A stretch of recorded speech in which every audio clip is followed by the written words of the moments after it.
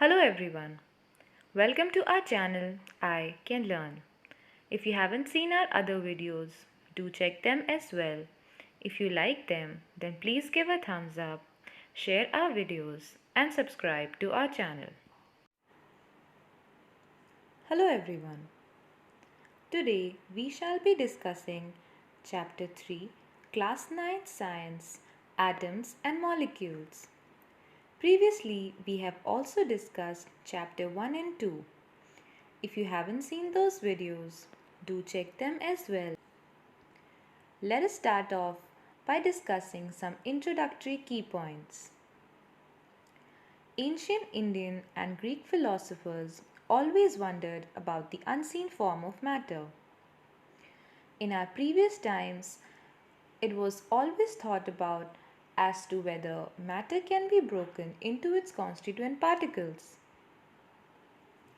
Idea of dividing matter into its smaller constituents was considered long back in India in 500 BC. In previous times also, the idea of dividing matter into smaller particles was considered. Maharishi Kanad postulated that if we go on dividing matter, we shall get smaller and smaller particles. Ultimately, a time will come when no further division of particles will be possible and we will obtain the smallest particle.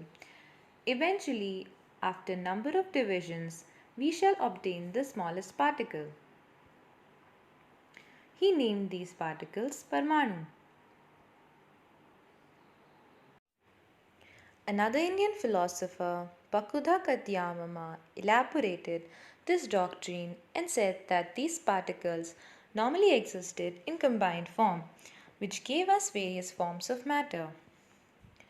Because various particles existed in combined forms, it was the result of these combined forms that we obtained various forms of matter, that is, solid, liquid, and gases. Democritus and Leucippus also suggested that if we go on dividing matter, a stage will come when particles obtained cannot be further divided. Here we can notice that various Indian and Greek philosophers in their ancient times had already suggested that matter, on dividing further and further, shall give us a particle which cannot be further divided. Because there was no experimental work to establish these ideas till 18th centuries, these ideas were not really considered as a prominent proof to establish that matter can be divided and divided to obtain a particle which cannot further be divided. By the end of 18th century, scientists recognized difference between elements and compounds and were interested in finding out how and why elements combine and what happens when they combine. Antoine L. Lavoisier laid the foundation of chemical sciences by establishing two important laws of chemical combination.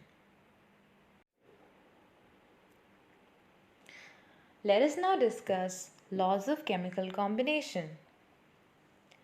The following two laws of chemical combination were established after much experiments by Lavoisier and Joseph L. Proust.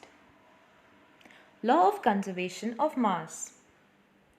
Law of conservation of mass states that mass can neither be created nor destroyed in a chemical reaction.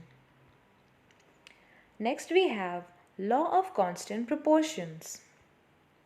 Law of constant proportions states that in a chemical substance, the elements are always present in definite proportions by mass. Let us now discuss law of constant proportions.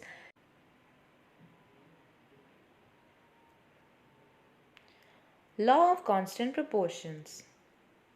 Lavoisier, along with other scientists, noted that many compounds were composed of two or more elements. Each such compound had the same element in the same proportion, irrespective of where the compound came from and who prepared it. Lavoisier, along with many other scientists, inferred that compounds were made up of two or more elements, and each compound had same elements in same proportions, and it did not matter where the compound came from and who prepared it. Let us discuss this with the help of an example here. Considering the example of water, in which the ratio of mass of hydrogen to the mass of oxygen is always 1:8, whatever the source of water be. This ratio happens to be same irrespective of what is the source of water and where it came from. Thus, if 9 gram of water is decomposed, 1 gram of hydrogen and 8 gram of oxygen are always obtained.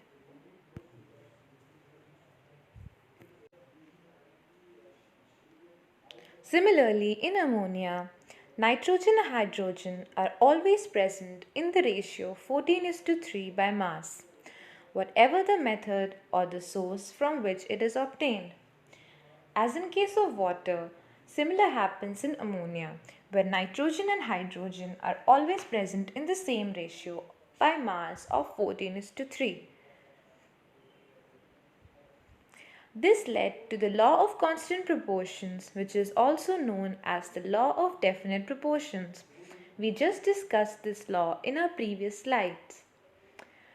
In today's video, we discussed about some introductory key points of the chapter Atoms and Molecules, and we went through two of the most important laws of chemical combination. One was the law of constant proportions and the other one was the law of conservation of mass. In our next video, we shall be discussing Dalton's atomic theory and further. That is it for our today's video. If you like our videos, then please give a thumbs up and subscribe to our channel. Thank you.